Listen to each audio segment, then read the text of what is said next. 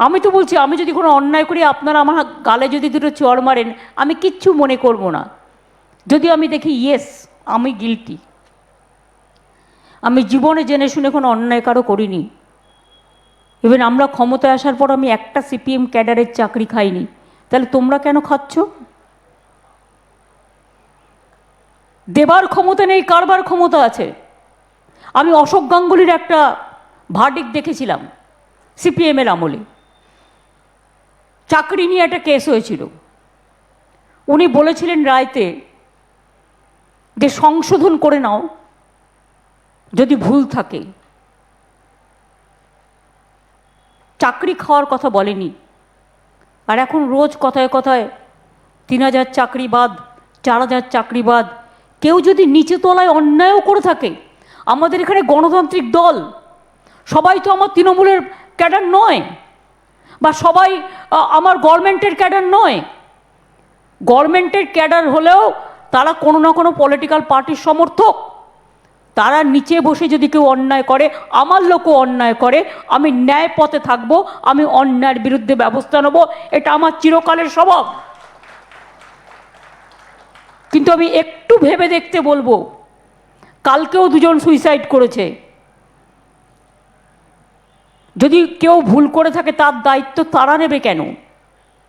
আজকে একটা ছেলে মেয়ে বিয়ে করে সংসার করছে, আজকে একটা ছেলে মেয়ে চাকরি করে বলে তার বাবা মাকে দেখতে পাচ্ছে। হঠাৎ করে চাকরিটা চলে গেলে সে খাবে কি? সে ভাবছে আমি থাকতে আমার ছেলেমেয়েরা পাবে কোত্থেকে?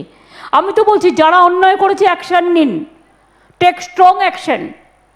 আমার কোনো দয়া নেই তাদের জন্য, কিন্তু ছেলে মেয়েগুলো যাতে ভিক্টিমাইজ না হয়, তাদের চাকরিটা আইন অনুযায়ী ফিরিয়ে দিন। আইন অনুযায়ী যদি কোনো ভুল করে থাকে তাকে সুযোগ দেওয়া হোক। দরকার হলে সে আবার পরীক্ষা দিক, দরকার হলে তার জন্য আলাদা কোনো বন্দোবস্ত, কোর্ট যেটা বলবে আমরা সেটাই করে দেবো। সিদ্ধান্ত আপনারা দিন।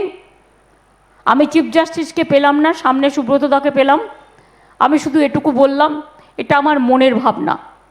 কারণ আমি যখনই কাগজে ছবি দেখেছি কালকে জলপাইগুড়িতে সুইসাইড করেছে, সকাল থেকে আমার মনটা কাঁদছে। সে কোন দলের সমর্থক, কোন এর পার্টির সমর্থক আমি জানি না, কিন্তু পরিবারটা কাঁদছে। ওরাও আমাদের পরিবারের কেউ না কেউ সদস্য। তাই আমি বলবো, কথায় কথায় লোকের চাকরি খাবেন না, এটা রাজনীতি নয়। দেওয়ার ক্ষমতা নেই, কিল মারার গোসাই হয়েছে কিছু পলিটিক্যাল লোক।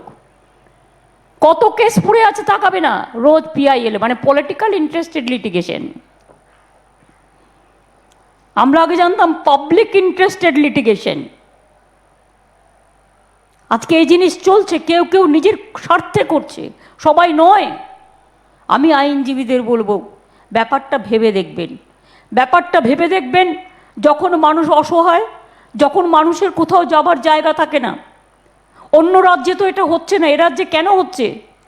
আমাকে আপনাদের পছন্দ না হতে পারে, আমার পার্টিকে আপনাদের পছন্দ না হতে পারে, আমার গভর্নমেন্ট এত মানবিক কাজ করার পরেও আপনাদের পছন্দ না হতে পারে। যা ইচ্ছে আমাকে দুবেলা গালাগালি দিন, দরকার হলে মারুনও আমায়, আমি তার জন্য কিছু মাইন্ড করব না। কিন্তু প্লিজ দয়া করে রাজ্যটার বদনাম করে ছাত্র যৌবনের খাবার অধিকারটা কেড়ে নেবেন না, এটুকু আমার সকলের কাছে আবেদন থাকবে। এবং এই সব কেসে আমি মানবিকভাবে সবার পাশে ছিলাম, আছি এবং থাকব। আজকে আমি কৃতজ্ঞতা